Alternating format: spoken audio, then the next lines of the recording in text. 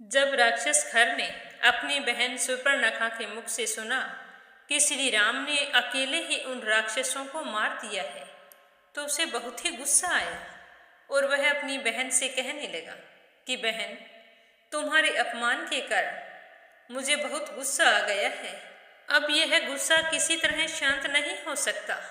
तुम तो उस मनुष्य राम को बहुत ही पराक्रमी मानती हो, लेकिन मैं उसे कुछ भी नहीं मानता हूँ, क्योंकि अब उसका जीवन समाप्त होने वाला है।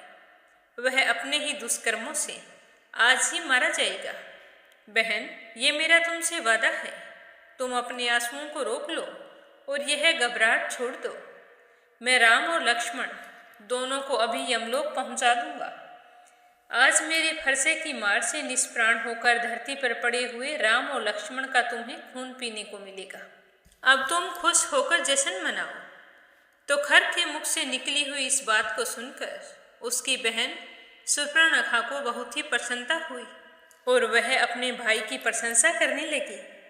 उसने पहले जिस कठोर वाणी में अपने भाई का तिरस्कार किया था, उसके लिए क्षमा मांगते हुए उसने अपने भाई की अत्यंत सराहना की। फिर खर ने अपने सेनापति दूषण को बुलाया और उससे कहा कि हे सौम्य, मेरे मन के अनुकूल चलने वाले, युद्ध के मैदान से पीछे ना हटने वाले, भयंकर वेगशाली, मेघों की काली घटा के समान काले रंग वाले, लोगों की हिंसा से क्रीड़ा विहार करने वाले तथा युद्ध में उत्साहपूर्वक आगे बढ़ने वाले 14 सहस्त्र राक्षसों को युद्ध के लिए भेजने की पूरी तैयारी कराओ। हे सौम्य सेनापति, तुम शीघ्र ही मेरा रथ यहाँ मंगवा लो और उस पर बहुत से धनुष, बाण, विचित्र विचित्र खड्ग और नाना प्रकार की तीखी शक्तियों को भी रख देना। इनको रखते समय पूरा ध्यान रखना, कहीं कुछ पीछे छूट ना जाए।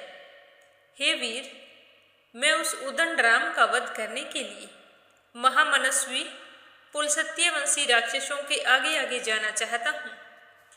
उसके इस प्रकार आज्ञा देते ही वहां पर एक सूर्य के समान प्रकाशमान और चितकबरे रंग का, जिसमें अच्छे घोड़े जूते हुए थे, विशाल रथ वहां आ गया। तो दूषण ने खर को इसकी सूचना दी। वह रथ मेरू पर्वत की शिखर की भांति ऊंचा था। उसे तपाए हुए सोने के बने हुए साजबाज से सजाया गया था। उसके पहियों में भी सोना जड़ा हुआ था। उसका विस्तार बहुत बड़ा था।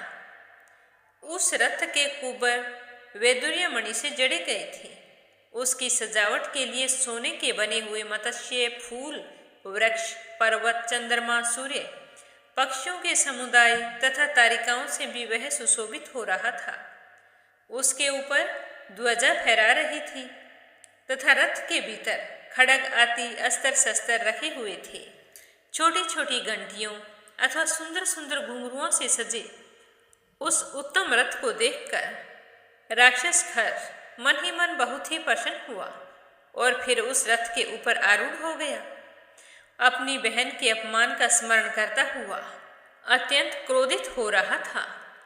फिर रथ, ढाल, अस्त्र शस्त्र तथा ध्वजा से संपन्न उस विशाल सेना की ओर देखकर खर और दूषण ने सारे राक्षसों से कहा कि निकलो, जल्दी करो, आगे बढ़ो। कूच करने की आज्ञा प्राप्त होते ही सारी सेना जोर जोर से गर्जना करती हुई वहां से चल पड़ी।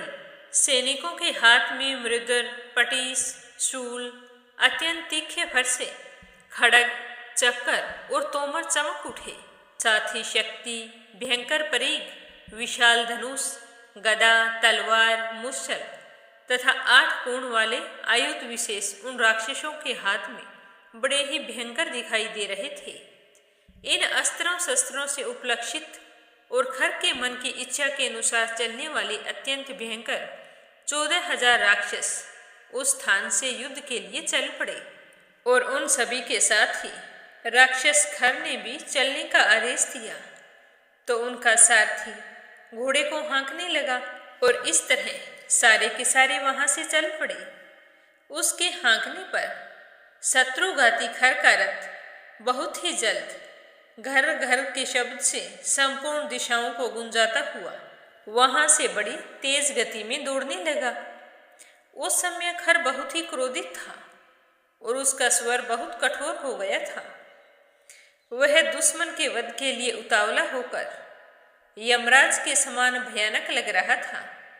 जैसे ओलों की वर्षा करने वाले मेघ बड़े जोरों की गर्जना करते हैं, उसी प्रकार महाबली खर ने भी उच्च स्वर से सिंहनाद करके पुनः सारथी को कहा कि रथ को जोर से हाँको और जल्दी करो, इस कार्य में कोई देरी नहीं होनी चाहिए।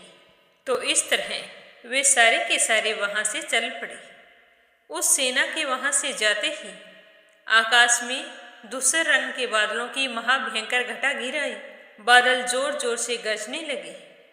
फिर सैनिकों के ऊपर अमंगल सूचक रक्त में जल की वर्षा आरंभ हो गई।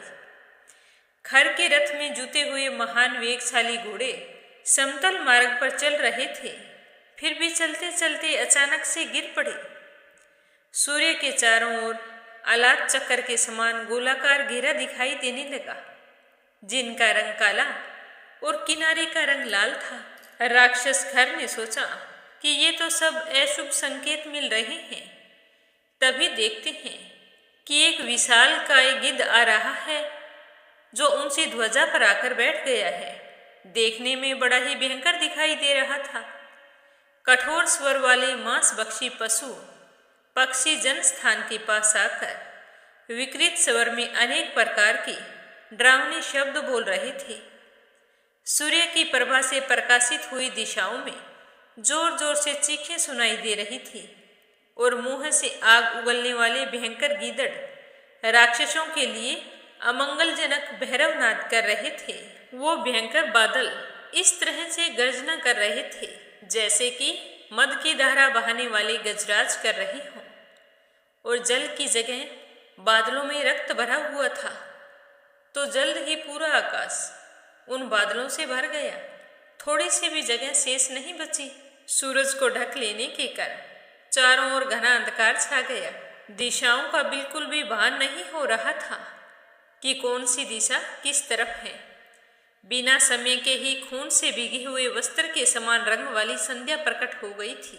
तभी उसी समय अनेक पशु पक्षी राक्षस खर के रथ के पास आकर जोर जोर से अमंगल शब्द कर रहे थे। भय की सूचना देने वाले वे सफेद चील, गिद्दड़, गिद्ध ये सारे के सारे खर के सामने आकर चित्कारें कर रहे थे। इससे आगे सुनेंगे कल के सर्ग में। प्रेम से बोलो सियावर रामचंद्र भगवान की जय हो।